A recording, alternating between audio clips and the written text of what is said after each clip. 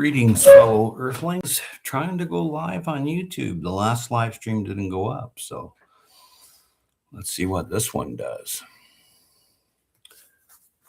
Strange, but it said it did. It had a time counter, but I can't find it on my channel anywhere, so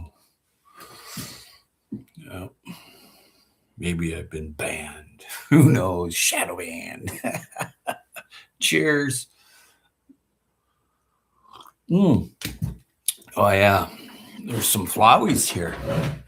There you go. Boom. Grew these in the food forest off the hugelkultur mound. And these ones, my hobby flora. Hello, I am well. And these are Tahitian sunrises. This one here is a McCartney. This up here is a Tango lily from China. And this is an Asiatic lily. Smells like cinnamon. And a sunflower. Yep. Welcome, welcome, welcome. And here is some garlic here. These are some garlic that I dried and, like solarized and cleaned up for I can put it in my freezer and just take it out and use it. Yeah. And that kind of thing. And here's the Cucurbita ficifolia melon. It's this lasts 7 years on the shelf. So it's really important to have for the hunger gap, like here in the Northern Hemisphere. Yeah. And this is a marrow. There you go. See that flat edge right there? You see it? That's what you want. You can pick it and store it. And then glad to hear you're doing well. Lots of garlic. Yeah, lots of garlic. Yeah. So this is thyme, French thyme. And I did a mixture of lemon, thyme in it too. I had to pick a lot of that just to get just this little jar. But I have like here we have, this is lemon balm. A really nice tea, hey? Really nice. Yeah, this is beautiful. Really good for men. And this one here is, I think this is rosemary. Yep. This is the summer rosemary. Just tastes a little different than winter rosemary when you cut it in winter. My melon is so big. Is it from your own garden?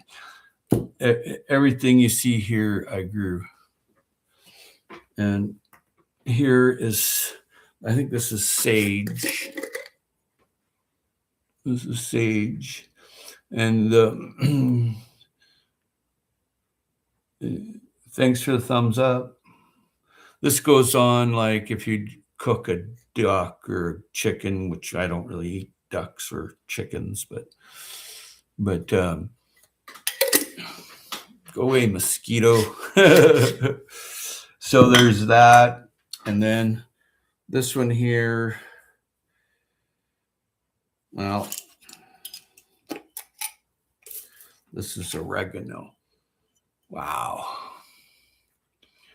This smells like pizza. Yep. I grew some zucchinis. Smells good. I've had a few of them. They're so tender and silky and soft. It's beautiful. See you next time. Greetings from Indonesia. Wow, all the way from there. Well, thank you kindly for being here. My very best to you and yours. Cheers. Oh my. Yeah.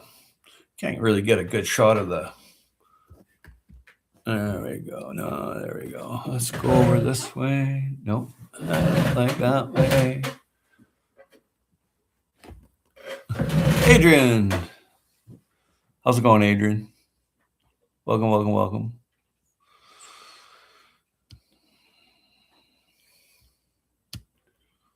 I'm not going to check to see if it is Adrian, but I don't see why it wouldn't be.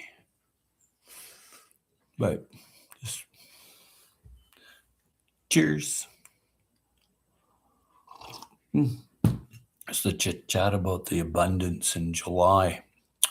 Mick Hoyle, welcome, welcome, welcome. Good to see you. I am well, Mick. I am well. Just in the starting the harvest of the figs and the apples and the melons, that kind of thing, and the herbs that message retracted. Oh, I hope everything's fine. Thanks for the thumbs up. Some flowers I grew there. Whoa, melons roll around. How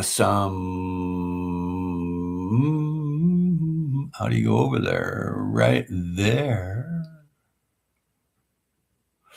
That's Tahitian sunrise. And right there, that's Casablanca lily, Asian lily, and these are tango lilies. And a sunflower. That all came out of the food forest.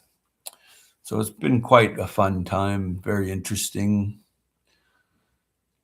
I don't know if Adrian's still here. He doesn't stay long, which is okay.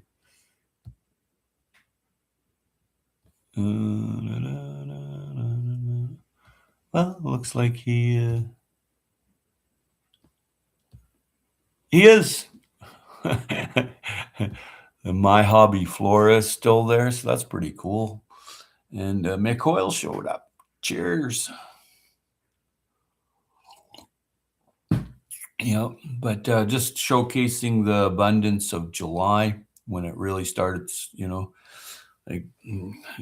zucchinis. I've been eating these, making a nice spaghetti sauce and dropping this in at the end. So you have that, not cooking and mushing it, right? So then there's the marrow. Oh, you're welcome there. This is the marrow. This is a very nice flesh. It's very, very beautiful. And the Cucurbita fibrifolia. Boom. Right? Well, and thank you for the thumbs up. And then over here is the garlic. It's about 25 pounds there, maybe, give or take. But I had like 5 times that much. And I've given away a lot to the village. And I've eaten a lot. And I've got like a large bowl to plant more. And I keep adding to that. I just go out and get new types of garlic and plant every year. And I grow them all together. Hard neck, soft neck. The hard necks take longer to grow. And I grew a bunch of onions. They're over that way. But they weren't very big. They're like that and that. They're like white onions. But they're tasty. Oh, they're very tasty. Thank you for the thumbs up. Yeah. There you go. But the abundance is happening now. Here's some thyme. Took a lot of this to get the thyme in that jar. I only have a few jars of that. And then I have, this is my lemon balm for my lemon balm tea. Hey, oops, you're just in time. There you go. Oops. Okay. There you go. And bing bada boomba. Oh, it sure smells like lemon balm too. Yeah. So there's that and various other ones. I wonder why that's like that. Oh, I see. Here's some sage. This is really nice on chicken. There's the sage. Now, this was from the early spring sage. And then there's the ones with the seed in it, and then there's ones that I harvest in the winter. It gets a little higher tastiness. Here's some oregano. Boom. That's Mexican oregano. It smells just like a pizza. Oh, nice. So I dried all these and then I canned them up. Hi, oops. I made sure I ate before I came in. McCoyle just cooked a ham too. Nice. Oops. Good morning. Oops says, Well, cheers. And thank you all for that thumbs up. And the abundance of harvest, you're dealing with it. Like today, I'm dealing with more apples. So I have two apple crisp or like two crispers to put the apples in. That was a tongue twister. And then I pick it a little bit early, this one apple, and it's kind of ripe, but it's not quite there yet. And if you suspend that in the crisper, and it keeps that nice cool area, so I can put away 50 pounds, 60 pounds of apples easily, and then process the rest into apple butter and apple sauce. That's good. More, yeah, okay. I moved my one of my apple trees this year. It didn't like it where it lived. It was always falling over, and I thought, well, gee, there's just too much rich black humus. There's nothing to grab onto. So I moved it, and I should have videotaped it. But cheers. Just don't tell Nick, though. Mick. Oh. Okay, is that my buddy there? Go to channel. There he is. It is Mick. Okay. Well, I didn't know, but good to see you. MKP, hello. Happy Monday. And good to see you, Mick. Yeah, I'm going fishing again soon. I go a little fishing trips, but nothing huge, just the odd fish or two. Until recently, until the 15th, you had to let go just pretty much everything. But that's just the way it is. But it's fun catching them, hey, and then letting them go, and you let them live. But the one you want to keep that you're not allowed to have, it's like, oh, dude. So, yeah, you can almost taste it on the Barbie. Yeah, it's a lot of fun fishing. It's so easily to get something in the ocean. I want to go again. I went last Friday on the Mississippi River, but heat is a killer. Well, dig a little cave on the side of the river and go in the cave and watch your pole, right? It's all in what you make of it. Caves are nice and cool. I'm always talking caves because it's nothing to laugh at when it gets to 150 Fahrenheit and you can't breathe and your lung goes. That's not good. So underground is half that, right? It's almost room temperature, but not quite. Might be a little higher, depending how deep you go. I stayed in the water. Yep. Nice. Thank you for the thumbs up. And fishing can solve a protein problem right away. Hey, that's it's good to become versed in different fishing methods.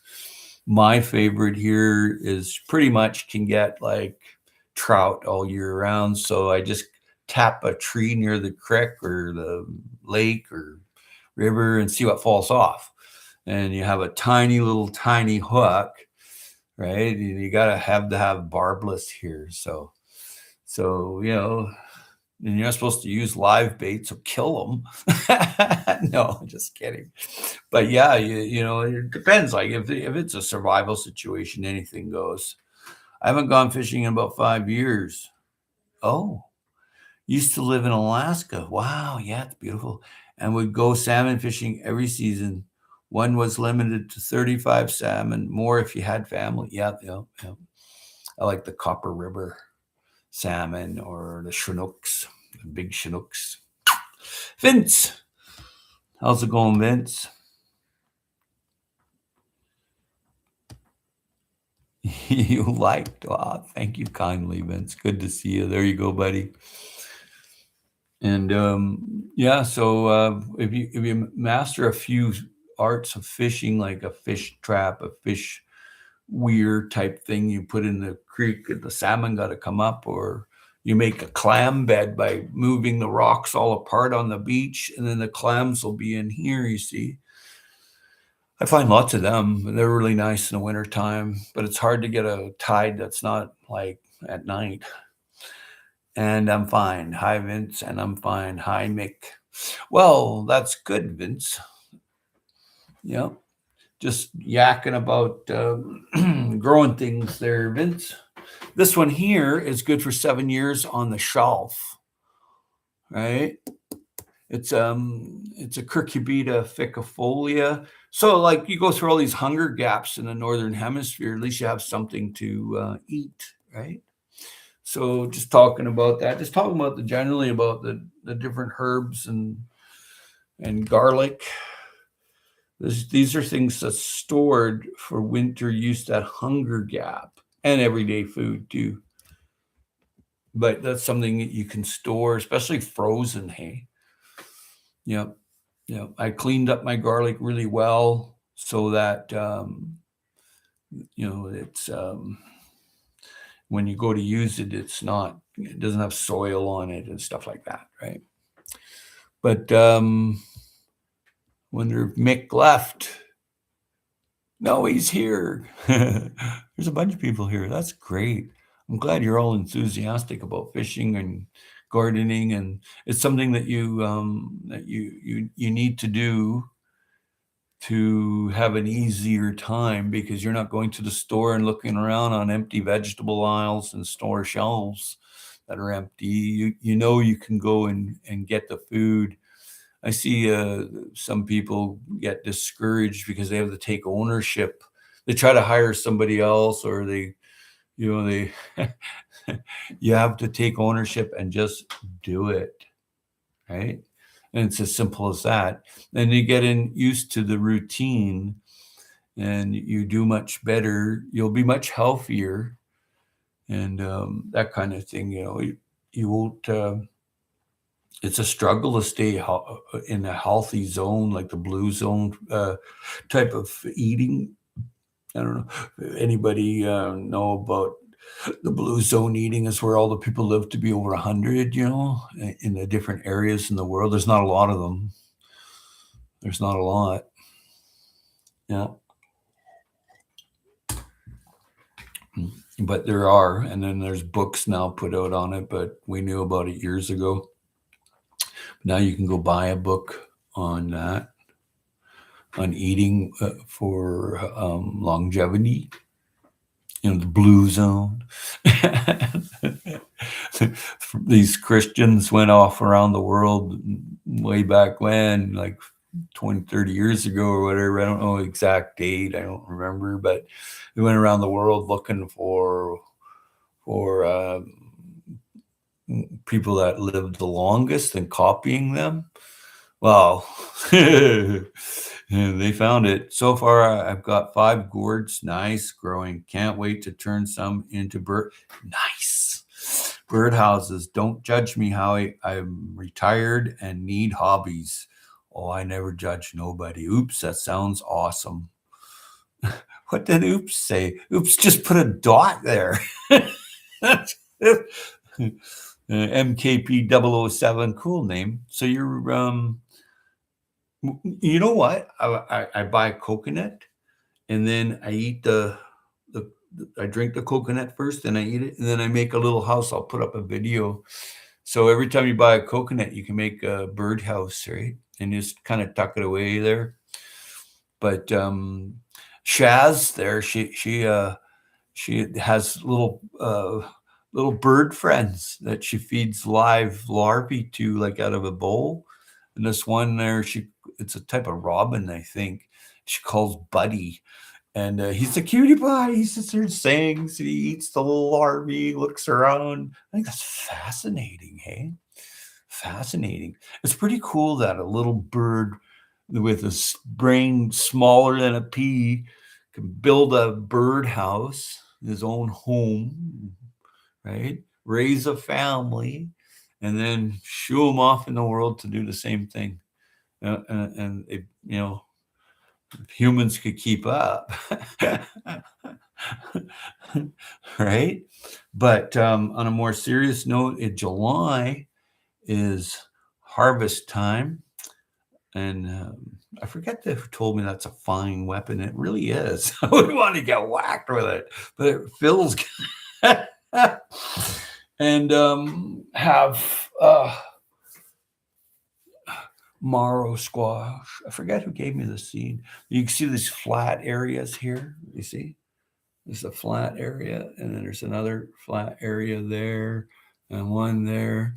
That's a marrow or marrow hybrid. You want to look at, there's the garlic there. There's some nice garlic. This is a mixture of hard neck and soft neck. I like them all, and I just used a cheese grater on it, the smallest one, and it makes like a mush. And then at the very end of the cooking, I'll put it on so I get all the health benefits. It's not cooked, but these are all different garlics from all around the world. I grew garlics from Mexico, China, the the Middle East, all over the Middle East, Portugal and Spain. I grew all their garlics that I could find. And I always end up with a ton of garlic. I literally a ton. Yeah. So, yeah. And then, hey, David Corey with Crop. Thank you kindly. And there you go. David Corey with Crop is an excellent food grower and a gentleman. Yep. And that's the garlic there. There's about 25 pounds or so right there. And then I have my thyme, my herbs, right? Yeah. Yeah, there we go. Yeah. This I'll put on like if I'm cooking oxtail or something like that, right? Or if I'm making a meat pie, right? So this is my spring rosemary. This makes tea. Thank you for the thumbs up. And this makes nice tea, keeps your brain healthy.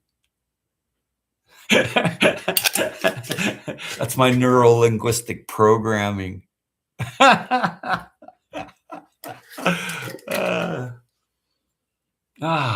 And this one here is sage. I think it's sage. Yeah. This is sage. And I have about like 20 or 25 jars of this because I use a lot of sage and stuff like that. And, so this one here is the Cucurbita ficofolia. Hey, wait a minute here.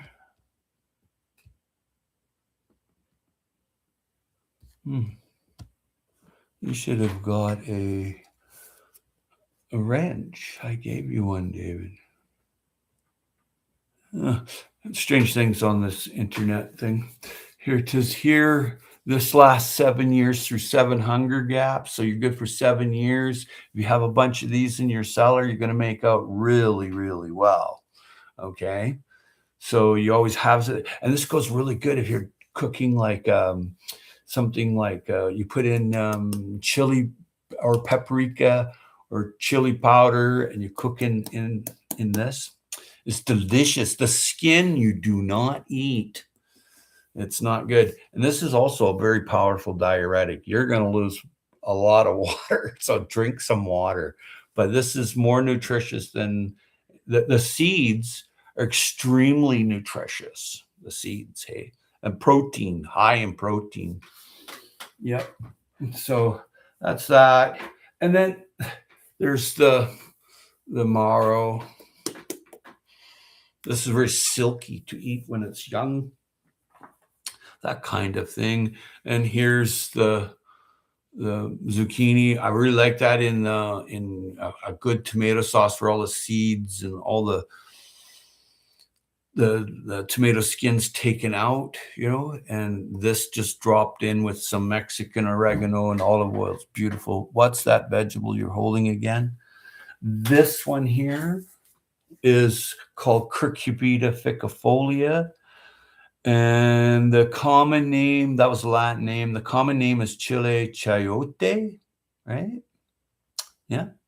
And it's good for 7 years. I have this growing on several spots here, and I sowed a bunch of seeds on the mound. Looks like they took.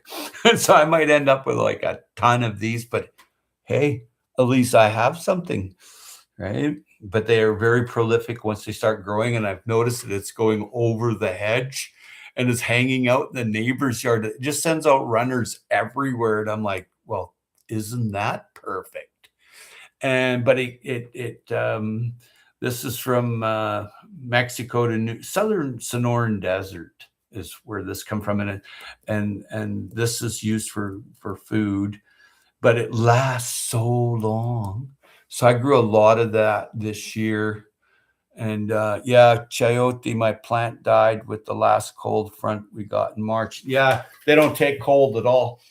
They don't take cold at all. They don't like to be wet and moldy or anything like that. You're gonna lose it. It's from the desert, so it definitely for me. I have it on my mound, my hugelkultur mound, and then I have it on a rock wall, like a pony wall, and then I have it in the back where I've done polyculture trees. I've put like a bunch of different trees all in the same spot, like right close together. And I was there yesterday and I'm looking at the apples and the figs and plums. I'm like, well, and then there's all the goji berries. I'm like, well, it works. Polyculture works. They all look after each other. They're all happy. Not all the time though, but you get lucky if you try, right? Yeah. So there we go. And boom. Let's see. Go to channel. Yeah, there's David Corey. That is him. Okay. So, wow, he has 1,600 videos. That guy's amazing grower. He can grow. Like, he really likes his watermelon, man. Oh, I'm trying hard. I have several patches of watermelon going, and I got little tiny watermelons. But people further south, they can grow it a lot easier. Yeah, chayote. Yeah, chili chayote.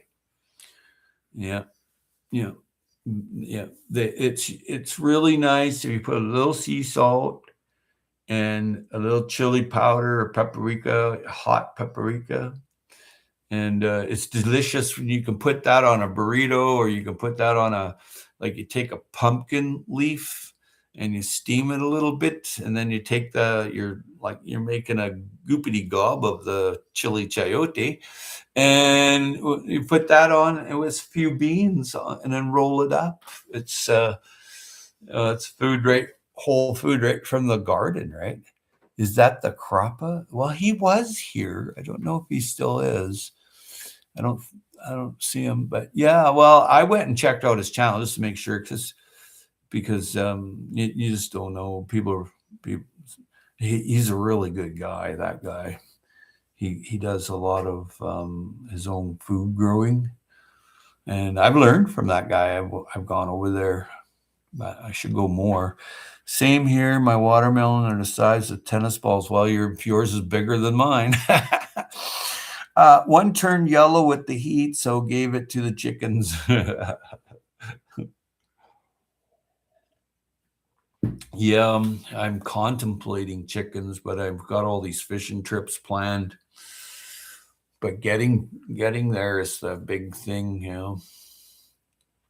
But I got some big surprises coming up in the fall here. I'll tell you that. Yep. Oh, have a bird in the house. Bird in the house. Sometimes I'll leave the window or the sliding door open. I'll come home and there's crows in here, and the dogs are like looking at the crow, and then little birds will get in and fly around inside the house. It's really cool, man. Yeah, watermelon's not easy to grow. I don't care what anybody says, unless you're down south somewhere where it's always warm. Here, it's definitely on a hugelkultur mound with some black plastic, or you're not going to get anything. Yeah, it's tough. It's not easy to grow watermelon. I'm having a real hard time because the deer keep coming in eating it. They eat it right back. And I'm like, should I keep replanting? No. So what I did is I left it alone and I put a cage around it. So I noticed there's a bunch of new ones coming out. I'm like, well, I don't know if it's pretty late in the year. It takes like a long time to grow a watermelon. Cantaloupe or another one hard to grow. Yeah, I like the Minnesota midget. They're little tiny cantaloupes. They're easy to grow. But if you don't have that, you know, the black plastic on the ground heating that mound, that's about your best option. And then a small partially built hothouse where it's off the ground, so it always keeps that area, it's like watering times for me now have changed to early morning only. I used to water at night, like at night, because I want it to soak in overnight. I don't do that anymore. I've shifted. I'm trying to keep the powdery mildew and the molds down, right? Howie, have you ever heard of vine peach? Mm, I don't know. I don't think so. I mean, you can expel your and topiary expeller of any plant, like a peach or whatever, and give it that, but I've not seen or heard of vine peach, and if I did, I forgot. Right? Yeah, I'm a picky peach eater. I've bought so many peaches that I just didn't like. So what I do is I go up and give them a little tiny squeeze, see if I can smell them. Now, if I can smell them, then that's the one that I can ripen off. But if you can't smell the peach, you're wasting your time. And peaches ripen really well. And oh, that's right, I got to go pick the pears. Oh yeah. Oh God, I'm going to be inundated with a shitload of pears here pretty quick. They're I think they're Bartlett's. They're the first ones to pop, and they turn yellow. Once they turn yellow, pear butter, boom. Good little characters. Cucumber family, I guess, not peaches. Oh, I have one cantaloupe plant growing, 007 says. Growing in a big bag. It has two small ones growing. We shall see how it goes. If not, next year grow in the ground. Well, you know what? It's probably warmer in the bag than because you're off the ground. So you might do really well. It's the heat. You have to have the heat. And you really have to have this puppy right here. And ideally, between 70 and 80 Fahrenheit is photosynthesis happens really well. The stomata works really well. Now, when you get above 85, you got problems where photosynthesis has a hard time synthesizing. It's not a bunch of words. And then if you're below 70, you could run into, especially if there's subtropical or tropical plants you're trying to grow, you're going to have problems. So this little baby here, you're like your little alarm clock, or just you have to have that. Even the most experienced growers have one of those, and the most experienced growers, they grow a ton in a little container and then plant it out like strawberries or onions or whatever, and they, it says, oh, sow in the ground in, say, May. Well, January, sow in containers, right? And you can separate them all later. You're smarter than vegetables, eh? Cheers. Mm, yeah, but the abundance of harvest has happening right now, and that's what you want. You want to try to preserve that. Like I can't preserve this unless I put it like I shred it and put it in vinegar with some allspice and make a relish. Now, because it's just hasn't fully grown, hasn't fully developed the so this has to be used. Now, some you don't have to do that with, but and garlic, I must say, garlic stored in honey or garlic stored in the freezer. And then there's super dried garlic and shredded and make your own garlic granules. That's fantastic. So I'll be doing that this year. But you want to try to always have something that's available. The smallest things like a container right now for cilantro or dills coming up. Fall's coming in a month. Hey, well, not fall, but autumn. And that's when the cool times happen. That's when you want to pop in some, oh, the birds are in the house. Garlic puree and freeze. You can do that too. Yeah. You puree it absolutely. Put it in sugar or water, you know, ice cube tray. You just fill it up with, and actually I have a small one that because I don't want a big, huge pile, right?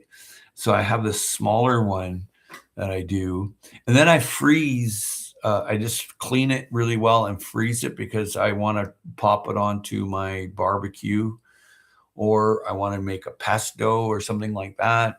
But the puree is the ideal.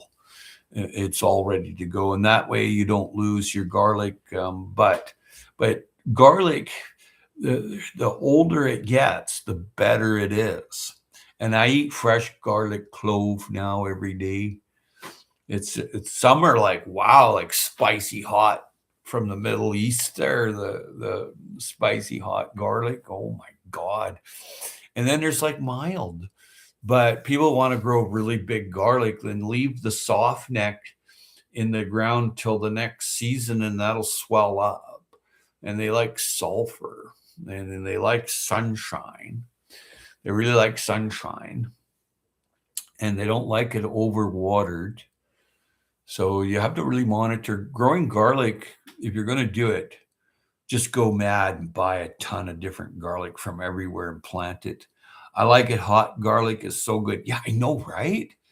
Right. And now, not all garlic can only be stored for a couple, 3 months, right? Like fresh. Some, not all, will store for 6 months, 7 months. And eventually they just dry right up, which you turn into, it has more allicin in it to fight virus and fungal and that kind of thing. How often should you ear the garlic beds? Clear? We ear the garlic bed? No oblay there, MKP 007. Oh, water the garlic beds. Well, the thing is, with just about any plants, there's a time when the watering stops. Okay. And with garlic, if it's hardneck and the bulbs opened up and it's flowering, no more watering. Okay. If it's soft neck and you reach down and the bulbs have swollen and they're tipped over and there's going brown, no more watering. When you water, when you water too much, your garlic will mold, and it's just not pleasant to deal with. It's a problem, and it's you want to be growing for the amount of time from season to season, or if you can increase the seasons, like garlic stored in honey, good forever. Yeah, yeah. Yeah, garlic likes it a bit dry. Yes. Yes, it doesn't like to sit in its wet ground. Not that I ever seen. But there's there's 600 types of garlic, but there's only really two kinds. Like there's the hard and soft neck. And I grow just about anything I can get my hands on. Yeah. I'll grow any kind of garlic anywhere. And you're kind of programmed that says, oh, the hardnecks to grow up northern, softnecks to grow in the south, and all this, right? Well, I got all the garlic and I grow it all, hard and soft neck. Now, the hard neck does take a little longer to swell up. Like, so you better have a long season, right? I mean, when you first plant it and before the scapes develop or stalks brown, garlic like is a bit dry. I mean, when you first plant it and before the scapes developed or stalks brown. Well, if your scapes have developed, stop watering it. Like if it's the hard neck, it opens up and there's little tiny bits, right? Little tiny seeds. Stop watering.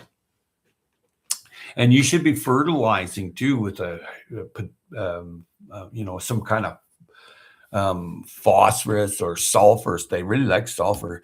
Hello, Mr. Knight. There you go. Can you hear the little footsteps of birds? I threw out some seeds. There you go. Welcome, welcome, welcome, Mr. Knight. Good to see you, Dave. Just talking about different things that July. Well, you already know about preserving your harvest. This was preserved. This is thyme, and this is what you want. This is ideal, right? That's there's this rosemary, really good on chicken, turkey, pork, potatoes, really good for your brain. And here is some garlic, both hard and soft neck. And I grow every kind of garlic I can find because some of them are going to do really good. And the other ones, some people go, oh, they're too small or whatever. Well, hey, bust off the scape. It'll fatten the bulb. Throw down some sulfur. It'll fatten it up. Excuse me. Right. And if you want really big garlic, just get some elephant garlic and plant it. It's not cheap. And you'll get big fat bulbs. Right. But if you leave the soft neck, like where I am, I'm not saying where you are because it changes with zones. Draining mullein extract this morning. Ooh. That's pretty fabulous.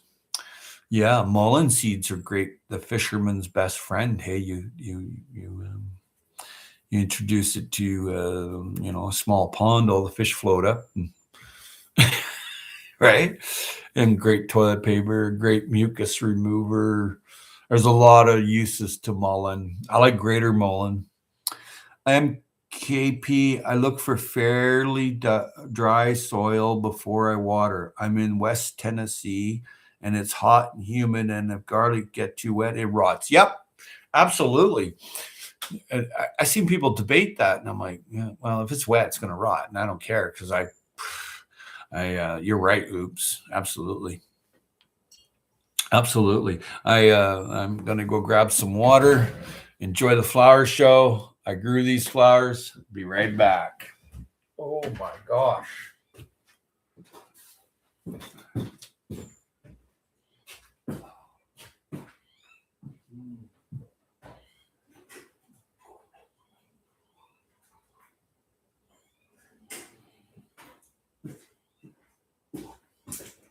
Oh my. Ooh, the little birds are scurrying. That was cool.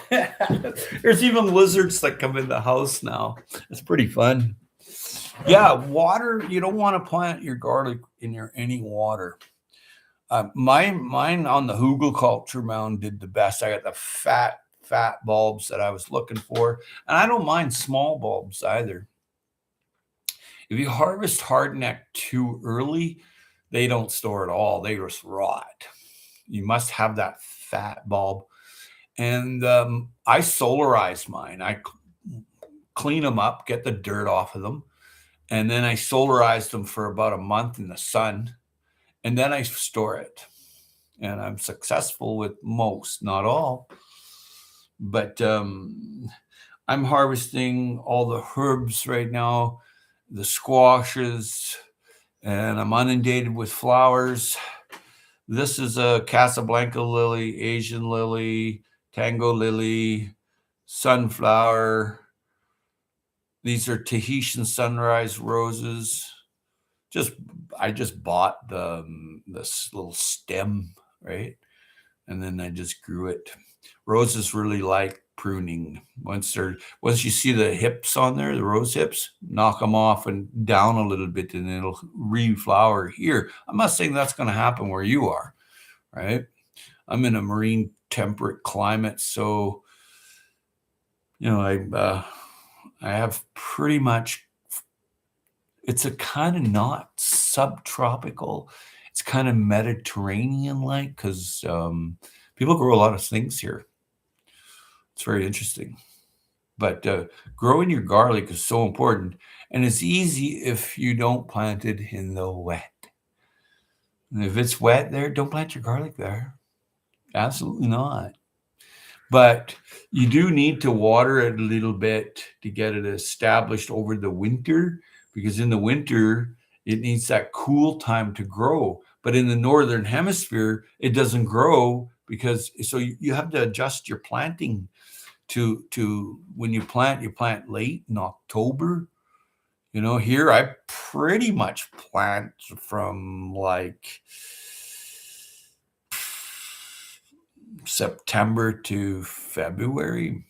I can put garlic out there and grow a bulb. Now, some people will argue with that. And okay, well, good for you. You're in your zone, whether you're 200 miles that way. I'm right on the ocean. So, these are just experiences that I experience. Every season's different. Absolutely. Never know what Mother Nature is going to throw at you. Yep. I wonder how Dave made out with his farm there. He's got his family's land there. I haven't been over to his channel in a while. Yeah. Need updates, Dave. I've been harvesting a lot of different kinds of potatoes, apples, figs. Today I'm doing the big fig count, and it's foggy and raining. But I noticed there's tree chickens that are coming here and just gorging on my figs. So I've been sharing some figs with neighbors and friends that come here and family. And I've been sharing figs. They all love figs. It's like strawberry jello and kind of thing, right? But July is when everything really kicks up for harvest. July, August, September. That's the big 3 months here. But this year started in June. Like I was getting the different herbs in a little earlier, and I was getting potatoes earlier. My corn are 7 feet tall, and I grew about half a dozen kinds of corn. My garlic was not the greatest in zone 6. Try a different one. Go to farmer's market, find different garlics that are for sale, and just take them. And if they're growing around you, well, you'll be able to grow them, right? There's guys ahead of you, right? Oh, fat wallet. Ooh, hurts the old butt cheek. Anyone planting a fall garden and what? Yeah, spinach, lettuce, that kind of thing, radishes. Yep, absolutely. Too much rain the end of June. That'll do it, man. So you got to make a mound there. You're smarter than Mother Nature, Dave. So just make a mound and plant on the mound with your garlic, like a hugelkultur mound, and just plant it right on there. It can rain all at once. It just drains, right? But if you plant it on the flat where moisture gathers, well, not so good. And Mick's back. Hey, how's the fishing, Mick? Mick loves fishing, and his friend Nick. They go fishing a lot. It's pretty cool. Some really nice people show up there. A couple of oddballs show up too, like me, but hey, you're here. I have to mound for it. Yep. Yeah, absolutely. And they don't like being weeds around them. They don't like it. They don't like weeds. No, they like the air going over the soil and they just love it. And they it actually takes a long time to grow garlic over the winter and into the summer. So it's not like something you just pop in the ground and 3 weeks later, like a radish you're eating, it doesn't work that way, right? Yep. So I've been doing a lot of garlic here. Oopsie daisy. Here's some garlic. Goes good with fish, Mick. These are soft neck ones you see like that, different kinds. This is a hard neck here because you can see this will tell you that it's a hard neck. That's right, full of seed, but takes 2 years to grow. But this is all different kind of garlic. This is garlic from the Middle East, this one here. This is garlic from Argentina. This is from the Russian red garlics. And the list is endless, really. I buy garlic wherever I can find it. Some garlic I don't trust, like some garlics are, chemically grown, man. Like for real.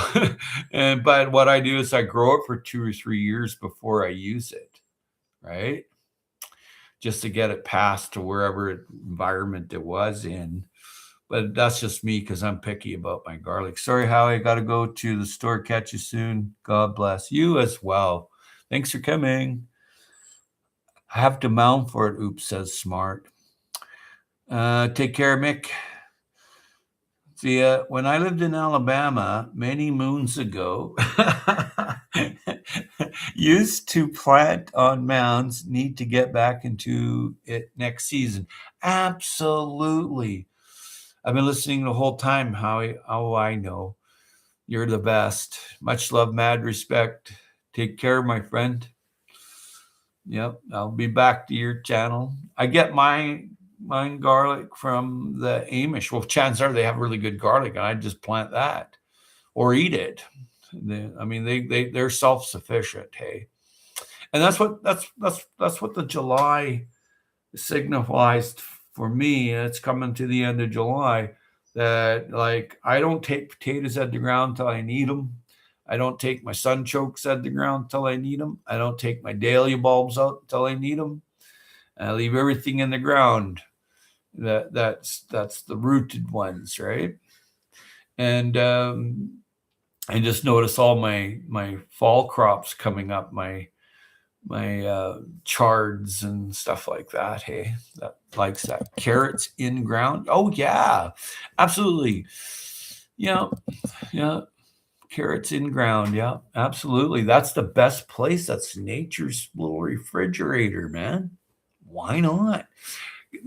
People have a hard time growing carrots as they don't realize that for 21 days it must stay moist.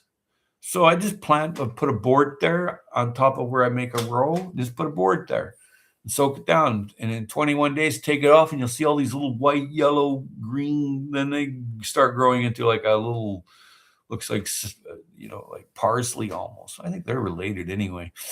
Leave until I need them. Yeah, exactly. Now that is the best way to be on a mass scale. Like you have underground food stored already by nature. Now, not all places are like that. If it's really cold and it's a zone 3 or 4, forget it. Now, you get down to 6, 7, and 8, you can do it. So that's what I found here. I leave beets out there, carrots out there, and I have a lot of kinds of potatoes that I leave out there. But July is the time to do it. Leave it out there. So you keep the boards over the seeds and just keep it moist just for 21 days. Now, depending, are those Nantes or, are those the French finger ones? And you might get a couple days earlier or something. What about using cardboard? That'll do. As long as that never has people, they plant their carrots and they're like, oh, it's dry there. I got to water it. Well, that's too late. You can never get like that. You're smarter than a carrot, hey? That's my programming. Mop just got to keep moist. Mop just got to keep moist. Yeah, carrots will, if they dry at all when you're germinating and the seedlings, making them, you're done for. And now some farmers know it's rainy season, and I've seen farmers grow a whole bunch of carrots, and it worked, but they had a sprinkler going like this. It never dried out there. I mean, you're only as smart as the next guy, right? I use burlap works for really good for 21 days. Yeah, that works excellent. I've had good success with that. The only problem here is I can go down to the organic farm and buy 50 pounds of carrots for $30. There, problem solved, right? And you can get it even cheaper, $15 or $20, where they spray the Roundup and shit. And people line up to buy it. I'm like, I stopped buying food there years ago.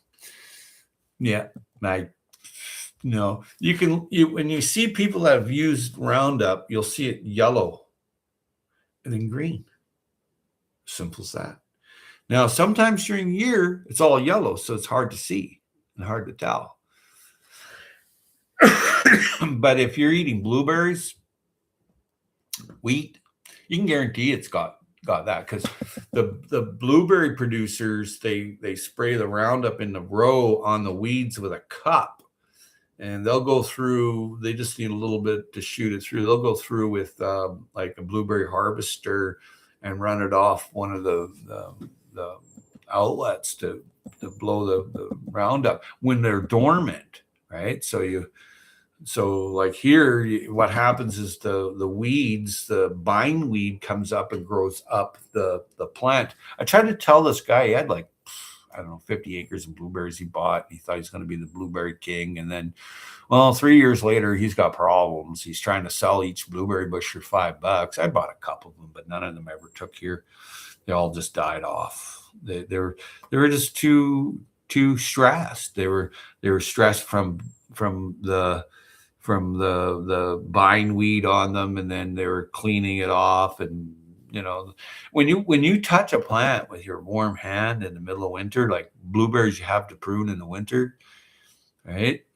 And then I've seen blueberries too that were never pruned, that grew like 25 feet tall, and like the high bush blueberry bushes and stuff in the Delta over on the mainland, they're loaded. Right? Yeah. Best year for cabbage in the spring because a cold winter and a cool spring. Yep. Yeah, you can plant cabbage now here. Any brassica, I think that's how that's said. You can plant now. I direct sow almost everything. I don't screw around with planting seedlings and all that.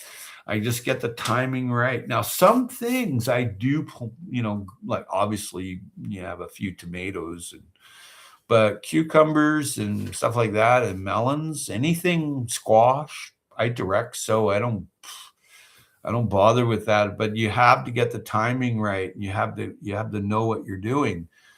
Right? It takes time to learn.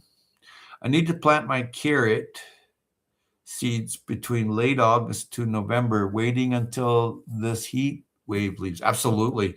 Not going out there to put water them every day. No, that's right. You have to go with what your concept of observation is for a good harvest. And then you can take your carrots whenever you need them. Right? The idea is that it's supplementing, say, if you were a deer hunter, duck hunter, maybe you're out collecting freshwater clams. Who knows what your protein source? Maybe it's going to be limpets in the ocean. Maybe, just maybe, it'll be a snail, but don't eat the blue ones. That's not good. You're on the psychedelic ride, or worse. August temps are in the 90s and 100s. Yeah, you ain't going carrots then. Here soon as it starts raining, and that's pretty soon, because the salmon got to come up the river, so it starts raining, sow your carrots, right? Yeah. Beets, it's really hard to grow beets here unless you that it's tough to direct sow them. It can be done, but you better be really good. And my favorite thing is to take the bag of beets off that are on sale in the clearance rack for $1 and just plant a row there, because I only eat the greens anyway. So, and if I want to eat beets, well, the beets are pretty cheap. I got 2 crops of autoflower this year. I haven't done anything like that. I do have those, but I didn't get a crop yet. I just I could, but I'm just gonna wait. I've got plenty of jars, some really big, and decarbed it, and then once it's decarbed and it's at the curing way that I wanted, because I'll take it out of the freezer and then I'll cure it in the jars, and then I put it back in the freezer when it's done, because you don't want it tasting like hay, right? You want that terpy. I got 2 crops of autoflower this year. That's wonderful. That's fantastic. Yep, living in the South sucks weather-wise. Well, you adjust. Shade cloth. Gets too hot, make sure you got your cave or a place to go in the cellar or underground. Just saying. And shit like that's happening right now. Look at France and Spain. 100,000 people run that way. Or there's all kinds of wars happening over there in Eastern Europe and the Middle East. So undergrounds, like this morning I watched the Bluefish Cave excavation, right? And a few other ones too, where people lived in North America 30,000 plus years ago when they ran around and killing mastodons and woolly mammoths, right? Just saying. Caves been around a long time. I know, and I see the archaeologists with the technician in the lab putting back the exact flint napping piece on the spear where it was napped off from the cave, and then the carbon dating down here was 30,000 plus years ago. So that's pre-Ice Age. So people have been on continent North America, it would seem, for extremely long time. Just saying. Right. And yep, living in the South sucks. Well, you can grow a nice watermelon there. Put it that way. What time is it? Oh my gosh. 13 degrees Celsius. It's cloudy, it says. I got to move my magnifier. It's 6:41.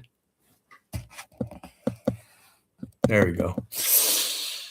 6:41 a.m. Pacific Standard Time. And July, man. July's rocking. That's the time it starts. Like, I've been eating tomatoes, figs, apples now. And they're slightly early this year by about 10 days to 14 days. I say almost 2 weeks. It's early. This year I did not get any snow. And I acquired, that's what I forgot to say. I acquired several other species of citrus. There's a nursery closing and they were moving. So I bought the Bear's Lime. I bought a cross for a grapefruit. And then I have another one that's a mellow. So I was going to Northern Ontario, but I don't want to get caught up in the forest fire in the bush. Yeah, that's not good. I'm looking at that as well. So by the time I get there, all that shit should be over. And I have no idea about meeting you or because I think you're like 5 hours away from me or something. I don't know. We'll do like a couple-hour drive or something. Get my family to drive me and meet you or something. We'll meet up somewhere, I'd say halfway, or you can come see me or wherever I am. I'm going to Hamilton, Bobcaygeon, Toronto. So yeah. So I'm only going for like not even 2 weeks, like 10 days or something. And I'll be salmon fishing on the Great Lakes somewhere. got to go get the salmon, man. But I'd like to meet up with other friends off of here. You got to be careful what you say because they beep it out, eh? Yeah, I recently went and looked at one of my videos, so like it was missing like 19 minutes. And I went, what was I talking about? Then I remembered and I went, oh my God, I didn't know. That's your favorite thing to say if you've done something wrong. Oh my God, I didn't know. That's your way out. I was going, yeah, didn't they just open a bridge in Canada, Detroit? Yeah, the Gordie Howe Bridge. I'll meet up with you somewhere. Yeah, I'll be there. I got your number. Yeah, I have 3 phone numbers when I get there off of the social media, people I know, and then the rest are family and friends that I've known forever.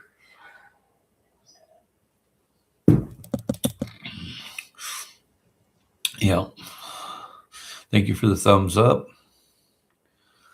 Well, you're a great distance from where I am, and so is Wild Edibles. That's a 5.5 hour drive, and then a 5.5 hour drive back. And what are you going to stay for 5 minutes?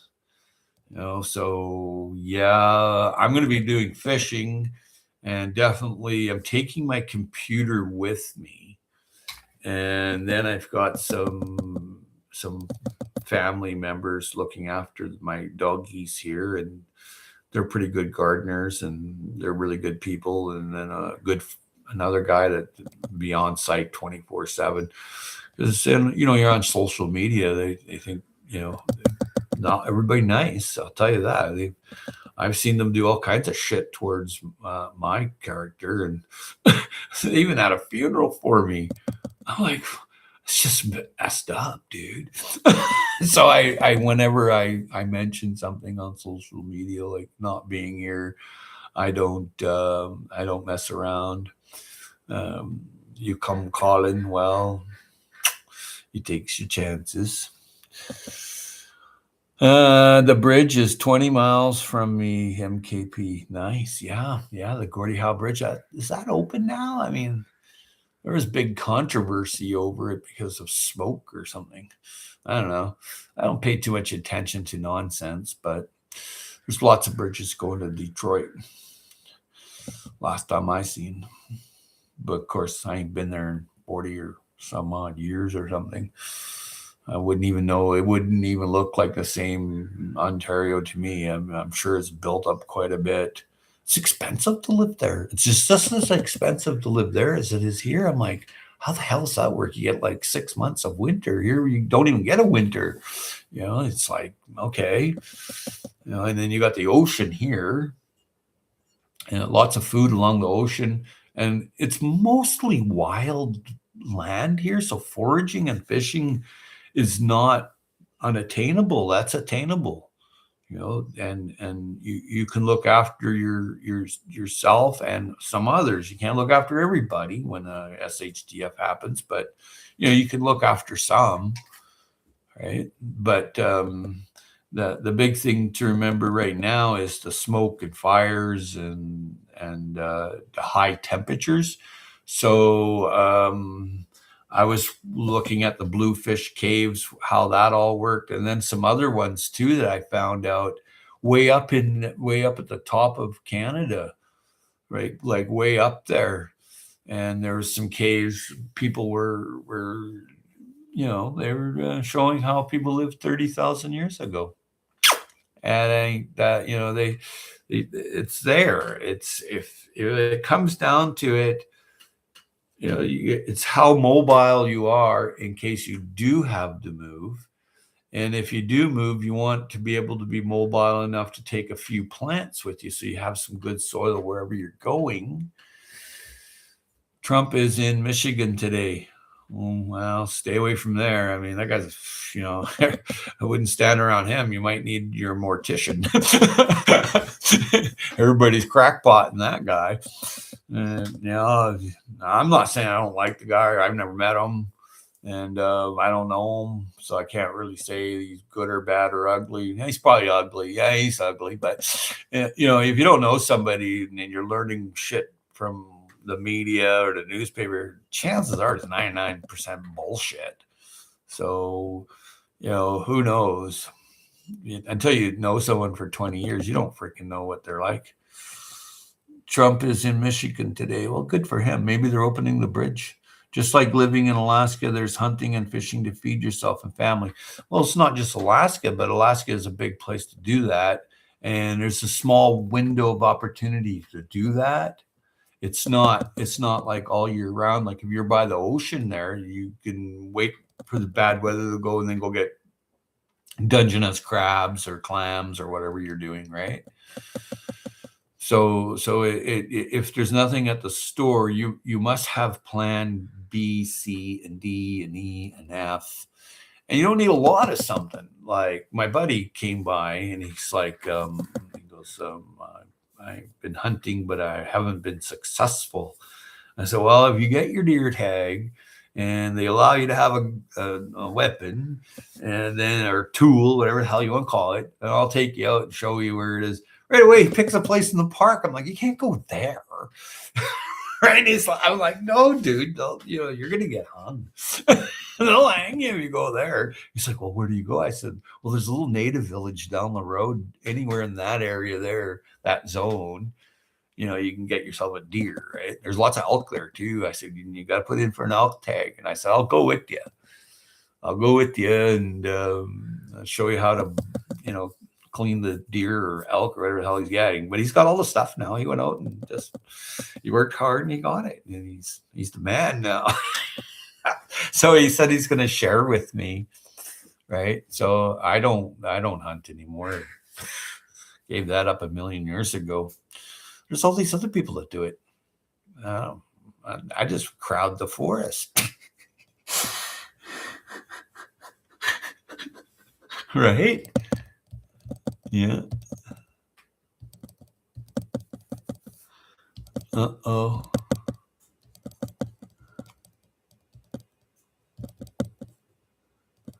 There you go.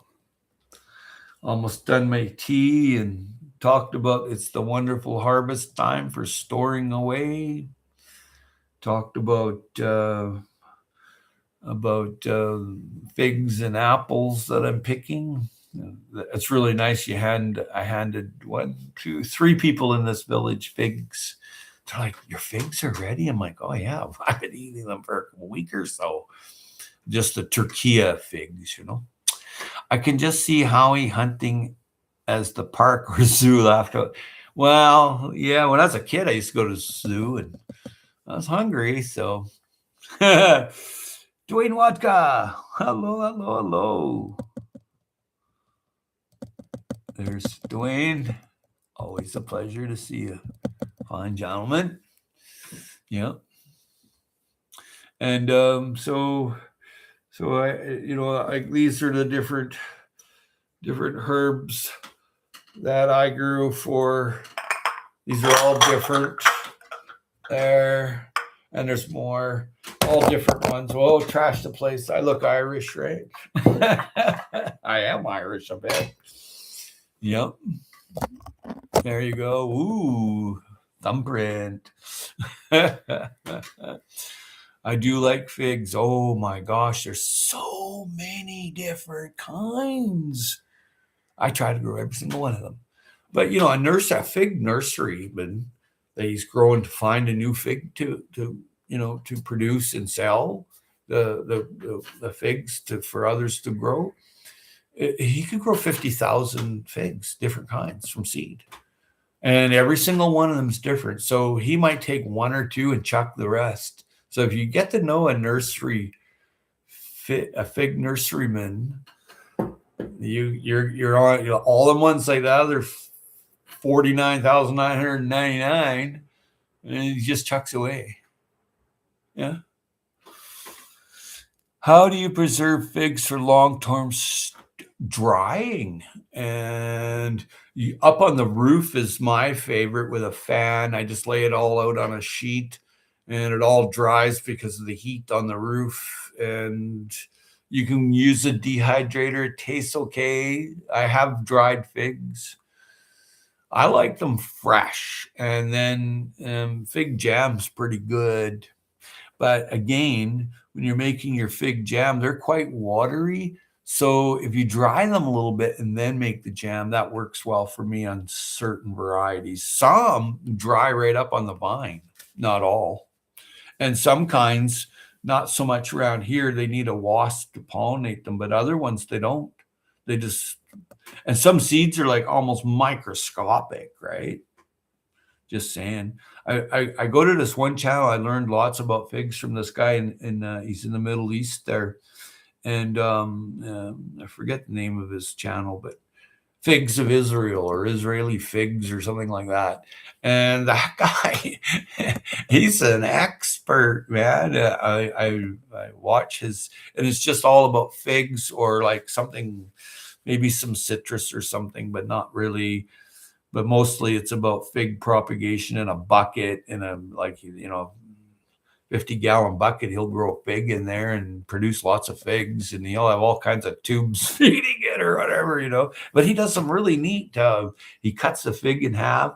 Sometimes if it's got like a really thick skin, he knows, and so he has to put the camera down and he's cutting the fig. And it's pretty cool to watch. And you can hear him and he's eating his figs. And see, he goes like different places in the Middle East, and he'll go and show fig propagation. And that kind of thing. But I like fig channels. There's Figs of the Pacific Northwest groups and stuff. They're really neat people. I've met a couple of them. My 2 fig trees that are 2 to 3 year old have tons of leaves, no figs. Maybe next year. My fig trees that are 2 to 3. So what happens is sometimes if you got a short season or the figs on there, I'll pinch the top, right? Just saying. And then some of the figs will come out, and not a lot do that, but fig leaves, fermented fig leaves taste good too, right? Yeah. Yeah, and you can try different figs, and all figs will live in a bucket, okay? And you just bring them inside.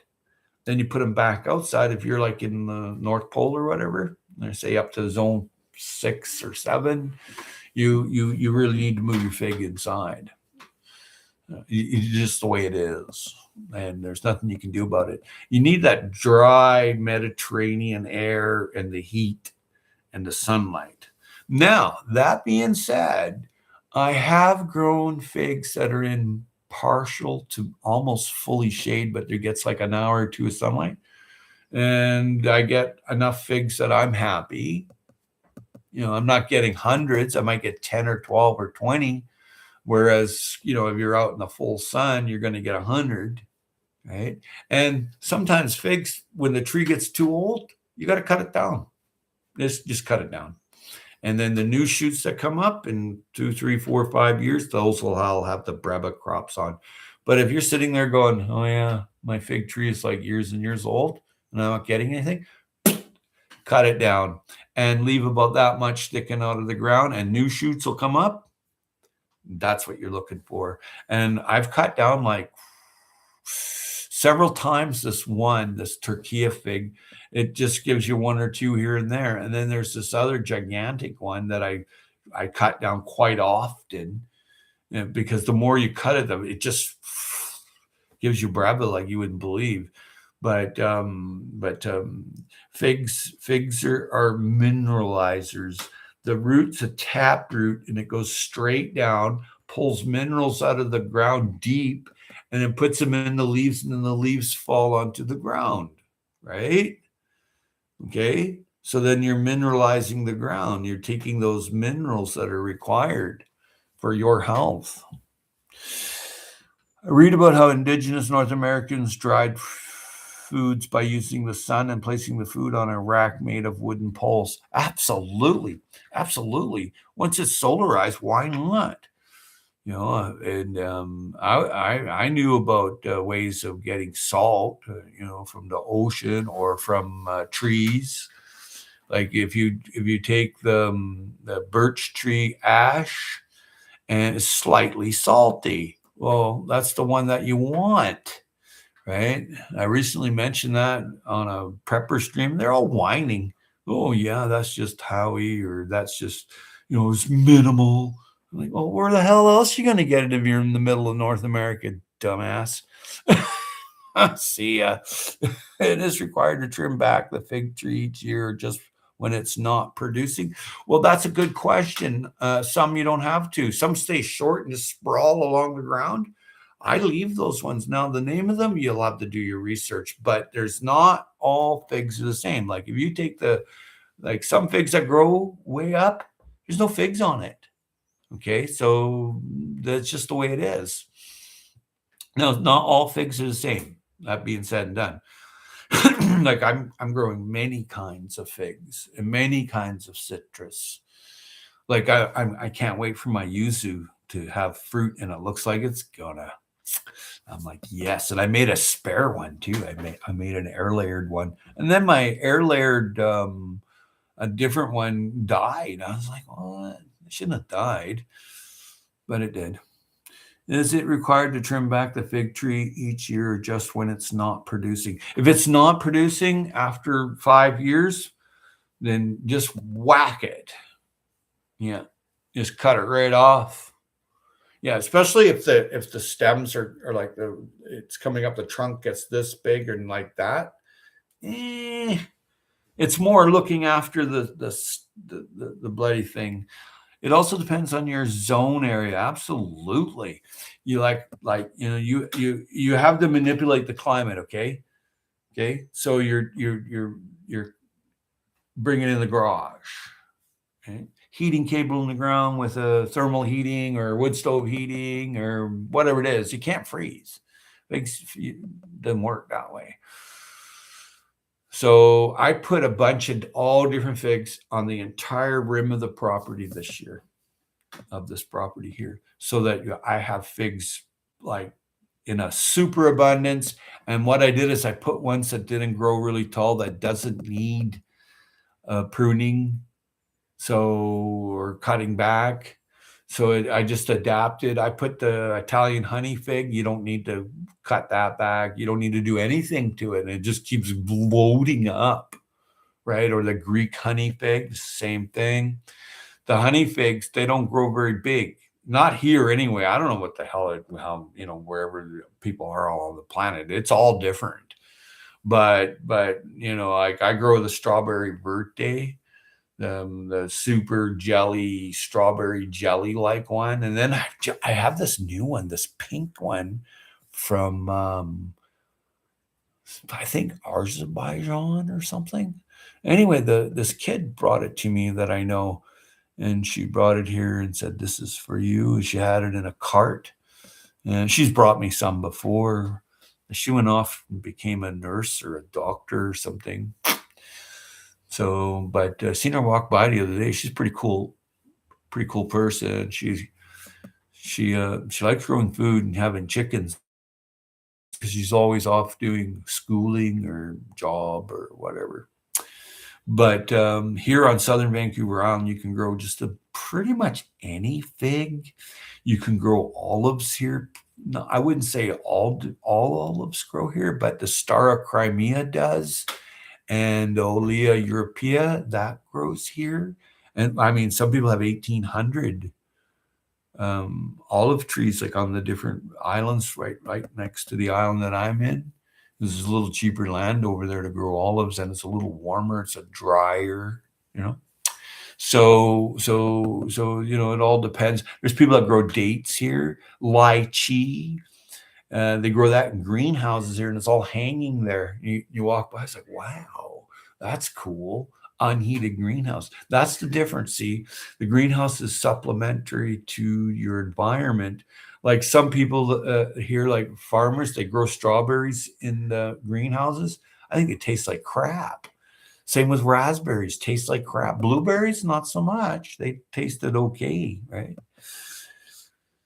And Adrian's back. Welcome, Adrian. And I was almost on my way out, but I stayed behind because a couple of friends showed up.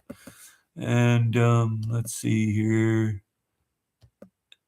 And yeah, so okay, that's okay. Olive trees are beautiful trees, even without producing olives. Yeah, well, there are the Russian olive that doesn't have any fruit, and people grow it here, and I'm like, why the hell would you want to do that? I like Moroccan olives. I do as well. Some of those California olives are pretty good too. I've been trying those. They're called Manzinis or something like that. Crazy Life Homestead. Welcome, welcome, welcome. There you go. So, yeah, let's make sure that it is Crazy Life Homestead. I've been over there a couple times. I think it's the channel I'm thinking of. So we're just talking about the July harvest, and bing bada boomba, it is Crazy Life Homestead. Welcome, welcome, welcome. Cool doggy. 5 weeks of progress. You won't believe it. Oh, wow. And I'm make sure I hit the bell. There you go. Bing bada boomba. So yeah, so this is this melon is for storage of up to 7 years. It's Cucurbita picofolia. So what you harvest now and store for the next 700 gaps could mean your existence. Dried herbs like this, thyme, it's bone dry. If I were to store that in the freezer, it's good for many, many years. In the jar, well, a few years. It just gets weaker and weaker. But, you know, that kind of thing. But, and then there's some garlic, you know. All different kind of garlic. I don't just grow one kind. I want all different kind of garlic. I'm not interested in it unless it's all different kind of garlic, soft neck, hard neck, whatever. I don't care. And grow it on my best production was on an oogle culture mound. So yeah. And here's some flowers I grew. These here are Tahitian sunrise. That's a Casablanca lily, Asian lily, Tango lily, and sunflower. Garlic is so good and good for you. Absolutely. Use a vacuum sealer on those jars. Herbs will last longer stored. Yeah, that's exactly it. That's exactly it. I do little experiments where I'll coat the edge where the jar opens and closes, and with some wax. I'll dip it in paraffin wax, and I've put seeds in the freezer from a long time ago and taken out that I did that too. Perfect. You could store seeds for a really long time in the freezer, but you first must dry your seeds out fully. It's no good to put seeds in a jar that's the humidity is up. You're wasting your time. The seed must be dried up high with very little humidity level. If none at all, it would be best. And seed saving is a whole art form in itself. Some seeds are tiny, like lettuce seed, and everybody wants to keep lettuce seed, but very few people are able to do it because it's so small, right? And so there's that aspect. Thank you kindly for all the thumbs up. Time do we have? Oh my gosh, an hour and a half I've been on here. But it's Monday. What do I have to do today? Oh, yeah, I got to pick the rest of the figs. I better get off of here. It was nice seeing everybody. Blessings to all. Take care. My mother-in-law used wax when canning. Back then, did not understand the process until I was older. Yeah, you're cutting off the oxygen. Well, thank you all for being here. Much love, mad respect. And y'all take care. And thank you kindly for the thumbs up. And remember, there's not always going to be celery seed. That's a really tough one to keep. It's a tough one. You're quite welcome, Crazy Life Homestead. And Dave, see ya. Yeah, see you, Dwayne Wadka. and MKP and anybody I missed. Sign out. Oh, no, I don't want to sign out. I want to end stream. Great live. Thank you kindly. Call me. Yeah, I will do that. I can promise you that. I'm a ways away. I'm a couple, 3 weeks away from you. So, and